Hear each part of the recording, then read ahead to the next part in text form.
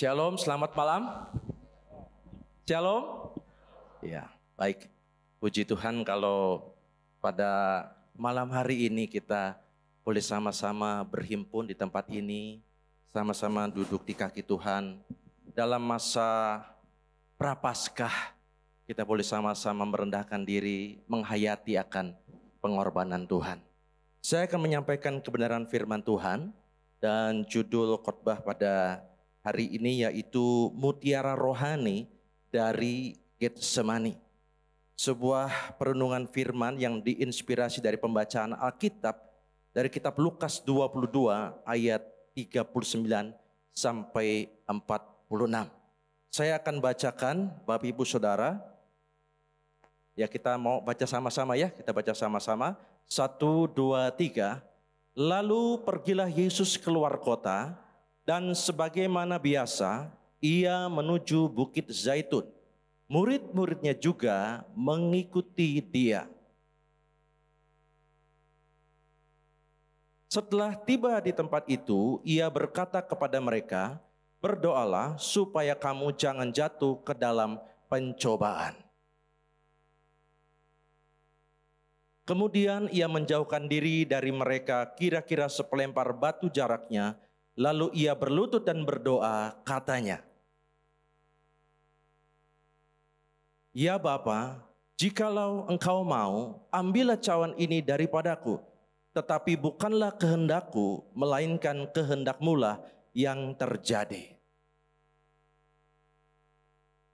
Maka seorang malaikat dari langit menampakkan diri kepadanya untuk memberi kekuatan kepadanya. Ia sangat ketakutan dan makin bersungguh-sungguh berdoa. Peluhnya menjadi seperti titik-titik darah yang bertetesan ke tanah. Lalu ia bangkit dari doanya dan kembali kepada murid-muridnya, tetapi ia mendapati mereka sedang tidur karena duka cita. Katanya kepada mereka, "Mengapa kamu tidur? Bangunlah dan berdoalah, supaya kamu jangan jatuh ke dalam pencobaan." Amin. Bapak Ibu Saudara, lewat pembacaan Alkitab ini, kita bisa mengambil satu pesan atau mutiara-mutiara rohani atas apa yang telah terjadi di Taman Getsemani pada waktu itu. Poinnya yang pertama adalah yang kita bisa ambil yaitu tetaplah berdoa. Bapak Ibu Saudara, yang menjadi PR atau perenungan kita, yang menjadi sebuah refleksi atau evaluasi kita sebagai orang-orang percaya pada masa Prapaskah ini, apakah kita sudah menjalani ini? Kehidupan doa. Saudara, fungsi dari gereja memang adalah sebagai rumah doa. Tapi yang saudara harus ketahui bahwa berdoa itu tidak hanya ketika kita di gereja, saudara. Karena kalau berdoa hanya kita lakukan di gereja, umpama saudara datang ke gereja seminggu sekali, artinya berarti kita cuma berdoa seminggu sekali. Padahal doa seringkali diibaratkan seperti nafas hidup. Artinya apa? Artinya sepanjang waktu, saudara. All the time, dan di segala tempat kita juga bisa berdoa. Waktu saudara ada di rumah, saudara bisa berdoa. Waktu saudara ada di kantor, saudara bisa berdoa. Waktu saudara di toko, itu juga bisa berdoa. Bahkan ketika saudara berkendaraan pun, saudara bisa berdoa. Dan dalam konteks orang percaya, orang-orang Kristen, maka berdoa itu bukan terlalu mengedepankan bagaimana caranya. Apakah yang lebih baik lipat tangan atau angkat tangan? Apakah berdoa itu harus merem atau boleh melek? Tapi yang mau saya angkat di sini yaitu adalah berdoa adalah lebih bicara kepada sikap hati kita yang selalu rindu terhubung dengan Tuhan. Ada satu kerinduan kita untuk dekat dengan Tuhan. Memang kalau bicara masalah tempat, saudara, dalam konteks pasal 22 dari kitab Lukas ini, diceritakan bahwa Yesus itu punya tempat favorit untuk berdoa, saudara. Ketika saudara buka di ayat 39 bagian A, saya bacakan, lalu pergilah Yesus keluar kota, dan sebagaimana biasa ia menuju Bukit Zaitun. Jadi Yesus sebagai manusia pada waktu dia datang ke dunia, dia membiasakan diri membangun kehidupan doa. Yang saya mau ditekankan dari kalimat ini bukan tentang tempatnya, yaitu tempat favorit Yesus di lereng Bukit Zaitun, di mana di situ ada taman. Tapi saya mau angkat tentang kebiasaan Yesus membangun kehidupan doa. Dan saya percaya bahwa dia rindu supaya kita juga mengikuti akan teladannya. Ini kita bisa lihat dalam ayat 39 bagian B. Dan murid-muridnya juga mengikuti dia. Saya percaya ketika itu Yesus mengajak murid-muridnya. Demikian juga dia mengajak kita untuk hidup di dalam doa. Dalam konteks Lukas 22 ini, pada waktu Yesus datang ke Taman Getsemani, tujuannya jelas Bapak Ibu Saudara. Tujuannya yaitu untuk berdoa, dan dia ajak murid-muridnya.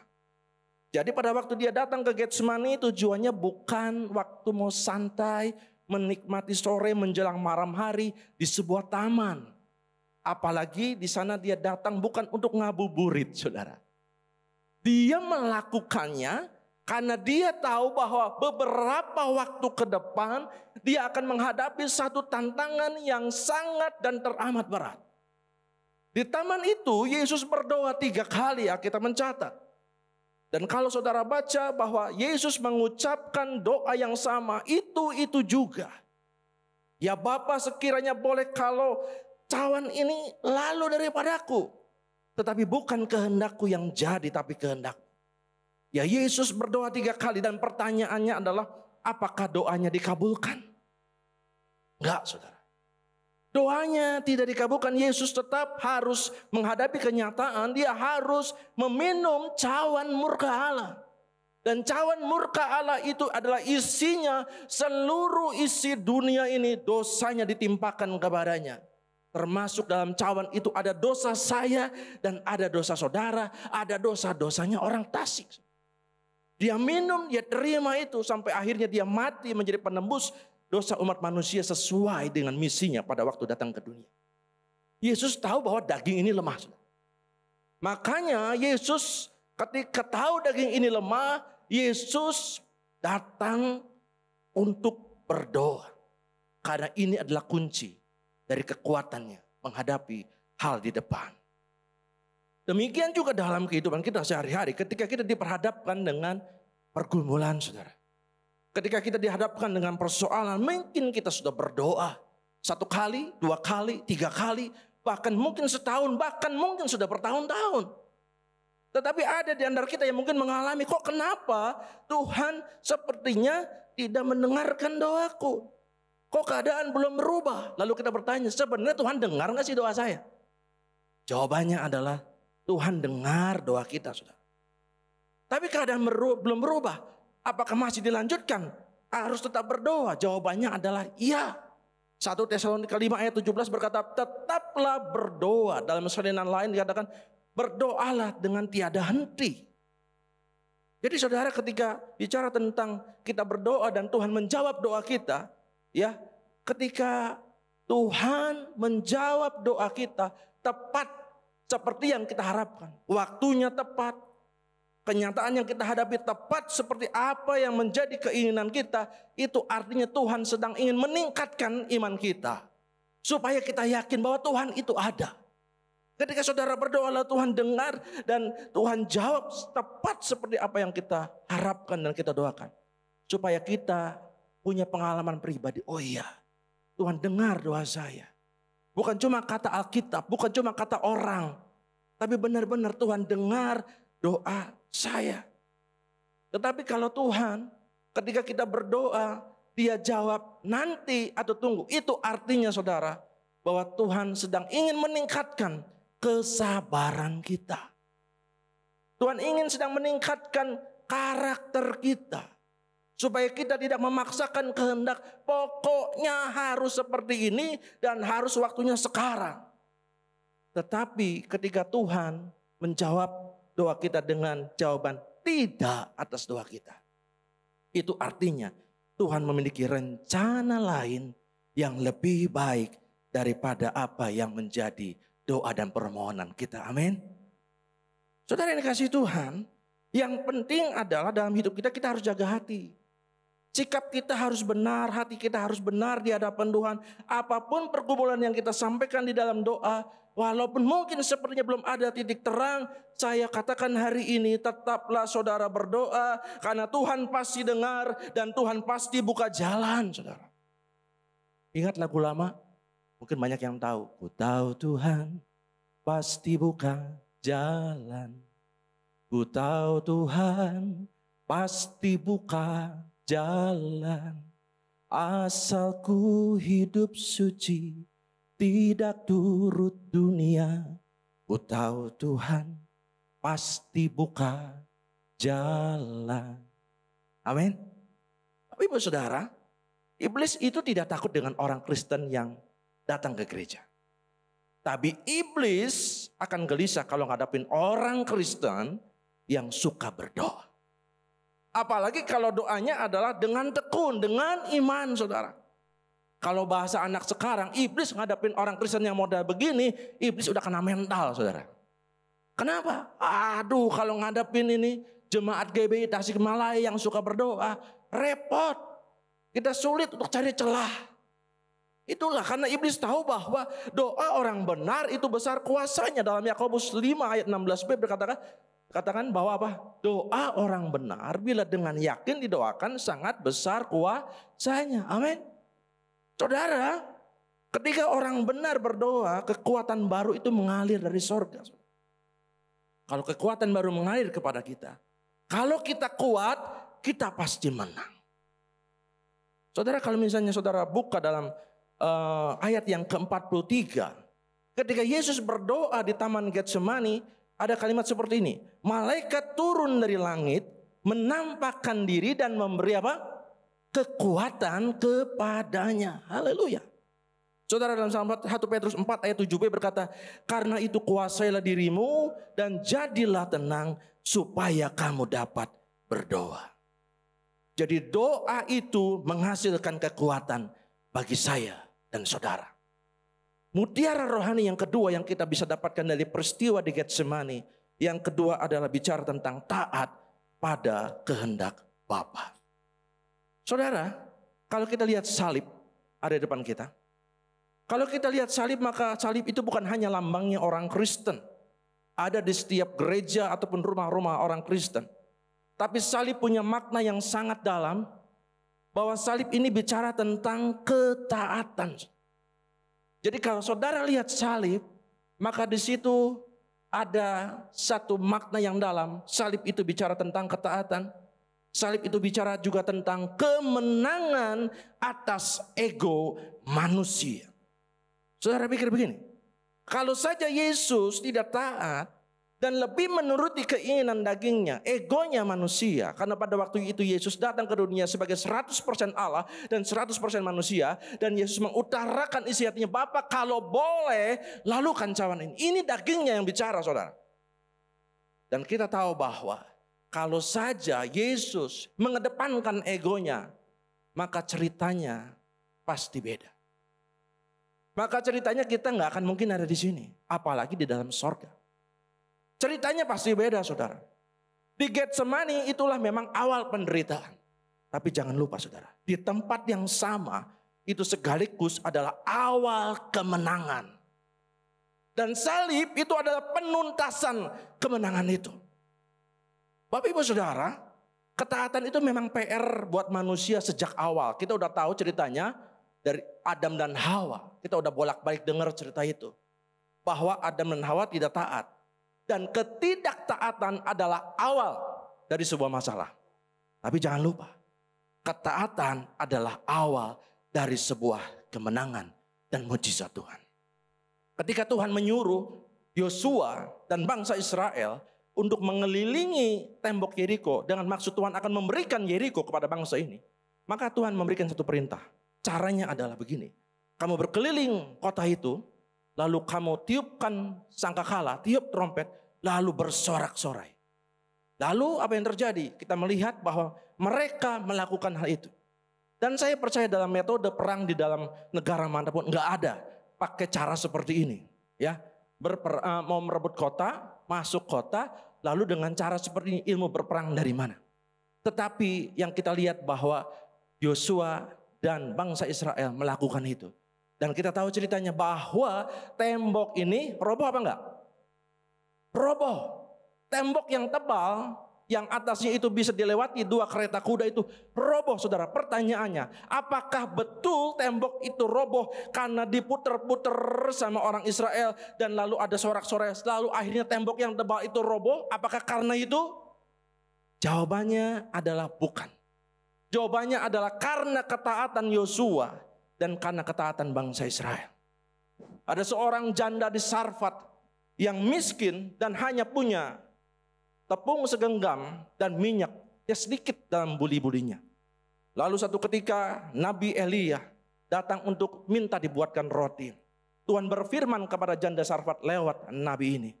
Lalu kita tahu ceritanya bahwa akhirnya bahwa tepung dan minyak ini tidak habis-habis sampai musim kering, sampai musim kelaparan itu berlalu. Pertanyaannya adalah, saya mau tahu dan mau tanya, siapa tahu ada yang tahu di sini. Itu mereknya apa itu tepung sama minyak? Kalau ada yang tahu tolong kopian kasih tahu saya mau beli. Bukan masalah mereknya, saudara. Tepung dan minyak ini tidak habis-habis karena apa? Karena ketaatan janda ini melakukan perintah Tuhan. Saudara, di Taman Getsemani adalah menjadi saksi tentang ketaatan Yesus yang rela menderita karena dia mau taat kepada Bapa. Saudara, penderitaan seseorang itu akan lebih berat kalau kata orang Tasik bilang nyesek, saudara. Kalau apa? Kalau seseorang sebetulnya mampu menolak hal itu yang terjadi di dalam kehidupannya, nggak mau terima ada sesuatu yang tidak enak dalam hidupnya, tapi nggak bisa. Mau nggak mau harus terima itu. Atau sebaliknya, sesuatu akan menjadi lebih menderita dan nyesek kalau seandainya seseorang bisa mendapatkan sesuatu, mampu, sangat mampu, tapi dia tidak bisa meraihnya, saudara. Dan itulah yang dialami oleh Yesus ketika dia berlutut berdoa 3 kali kepada Bapanya. Yohanes 10 ayat 17 sampai 18, firman Tuhan bilang begini, tidak seorang pun berkuasa mengambilnya daripadaku. Ini bicara tentang nyawanya Yesus.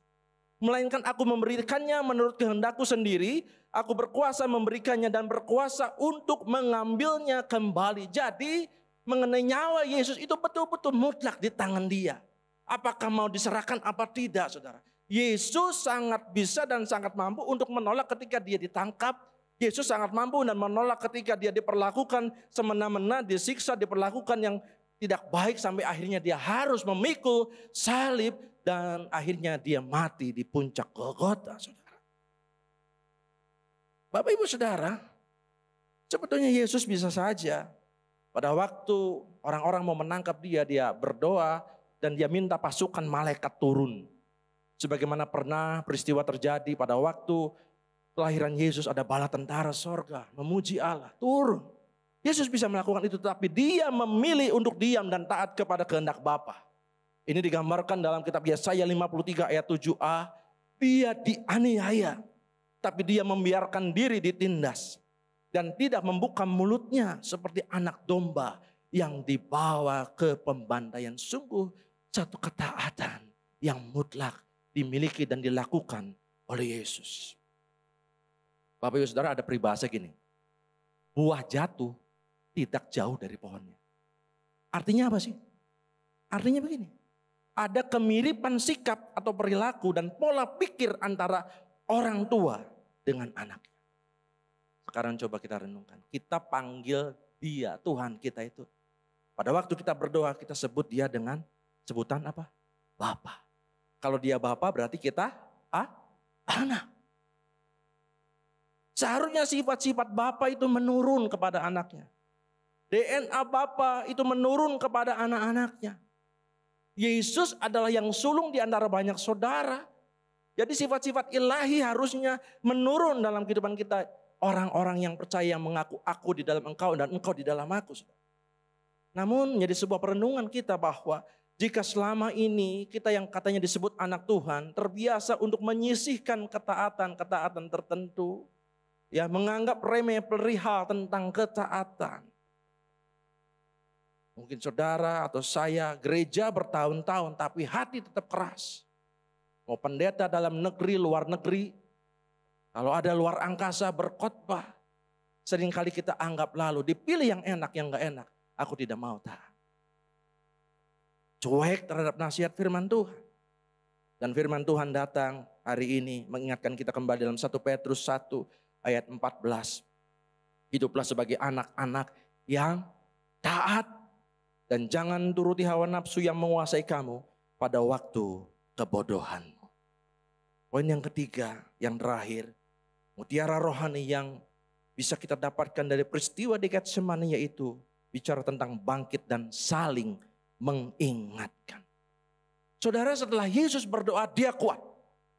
Setelah Yesus berdoa dia mantap untuk taat sampai tuntas melakukan kehendak Bapa. Harga yang sangat mahal yaitu nyawanya sendiri. Dia sudah siapkan, dia berikan dan dia siap bayarkan itu. Darahnya siap untuk dicurahkan menebus saya dan saudara.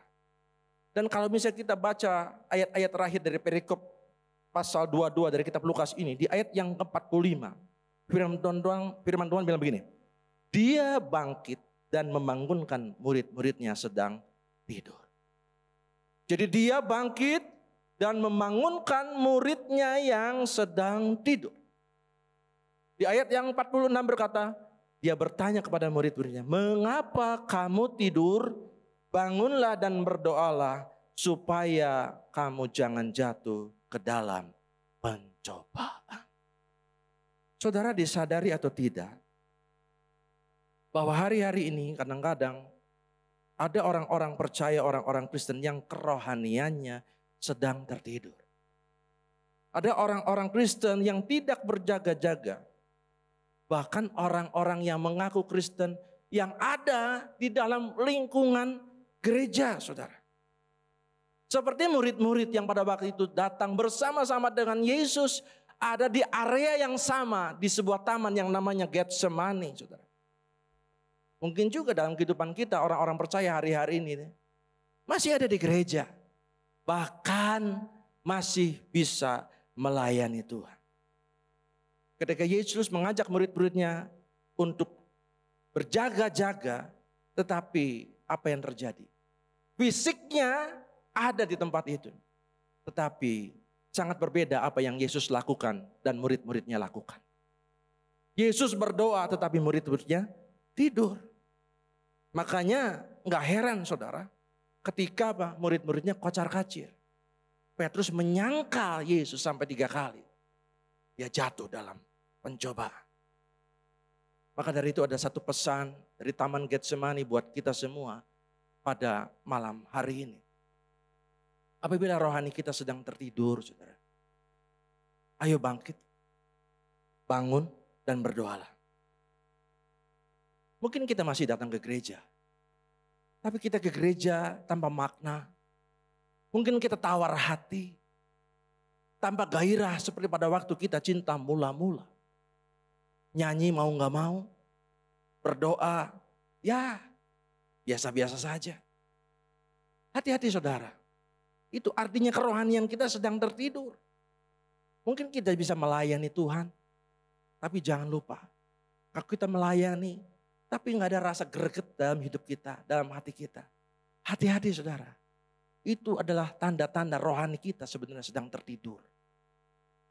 Tapi kalau saudara sedang semangat-semangatnya puji Tuhan. Tapi jangan lupa. Maukah saudara melakukan apa yang Yesus lakukan? Setelah Yesus berdoa, dia bangkit. Bangun, bangkit, lalu dia mendatangi murid-murid. Dan dia membangunkan murid-muridnya. Maukah saudara juga mengingat siapakah murid-murid Yesus yang lain yang hari-hari ini sedang tertidur. Ada mungkin anggota keluarga kita. Atau mungkin ada teman kita yang dulu tiap tahun selalu duduk di samping saya pada waktu saya berbakti. Tapi sudah 2-3 tahun tidak ada lagi. Entah di mana rimbanya. Bila kita mau mengikuti teladan dari Tuhan Yesus ketika murid-muridnya tertidur. Dia bangunkan murid itu. Supaya apa? Bangkit dan berdoa. Saudara, mari kita mau iring Yesus sampai akhir. Kita tidak perlu mengeluarkan darah, bertetesan darah untuk ikut dia, saudara. Kadang-kadang orang Kristen itu sudah terlalu nyaman. Sampai akhirnya apa? Menganggap remeh tentang hal-hal seperti ini. Tapi lewat perenungan firman yang kita dengar pada hari ini, mari kita on fire lagi di dalam Tuhan. Ayo bangkitkan semangat itu. Bukan cuma bangun, tapi bangun dari tempat tidurmu. Bangkit, cari teman-teman kita, cari anggota keluarga kita yang sudah lama tinggalkan Tuhan. Mungkin dia kecewa, atau dia mungkin mengalami hal yang mungkin membuat dia berduka cita. Maukah kita menjadi bagian yang apa? Yang ikut membangunkan dan mengajak mereka. Kenapa? Karena kalau Tuhan gak on fire sama kita, saudara, kita sampai hari ini masih menjadi budak dosa. Kita sampai hari ini akan terus terikat di dalam dosa. Tapi karena Tuhan on fire sama kita, semuanya berubah. Kita dijadikan ciptaan yang baru. Mari lewat momentum persiapan Paskah dalam beberapa hari ke depan ini, mari kita mau on fire dengan Tuhan.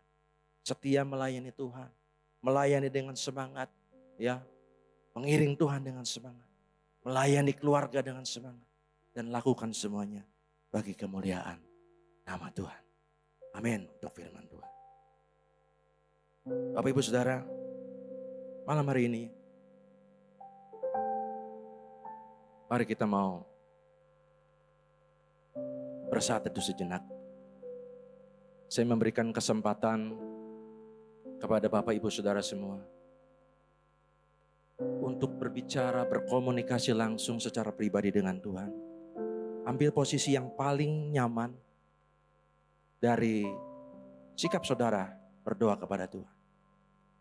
Saudara bisa duduk, saudara bisa berlutut, saudara bisa berdiri juga bisa, atau apapun juga. Saudara renungkan apa yang terjadi di malam Getsemani. Pada waktu itu Yesus berdoa.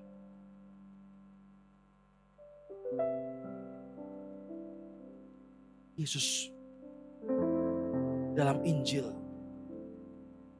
kita sering melihat bahwa perbuatan-perbuatannya itu sungguh ajaib. Dia besar, dia hebat. Tapi pada waktu itu Yesus sampai mengucapkan, aku sangat gelisah, hatiku gentar, bahkan mau mati rasanya. Mana mungkin kata-kata seperti ini diucapkan oleh seorang Yesus yang memberhentikan badai, yang membangkitkan yang mati. Kalau bukan sesuatu yang sangat berat dia rasakan pada waktu itu. Bahkan keringatnya pun seperti tetesan darah. Saudara tahu, dalam benak, dalam pikirannya, yang ada adalah engkau dan saya. Di dalam hatinya, yang ada adalah aku dan kamu. Saudara berdoa, ucapkan isi hatimu yang paling tulus, yang paling dalam, yang mungkin selama engkau jadi orang Kristen engkau tidak pernah mengucapkan. Katakan itu dengan tulus di hadapan Tuhan.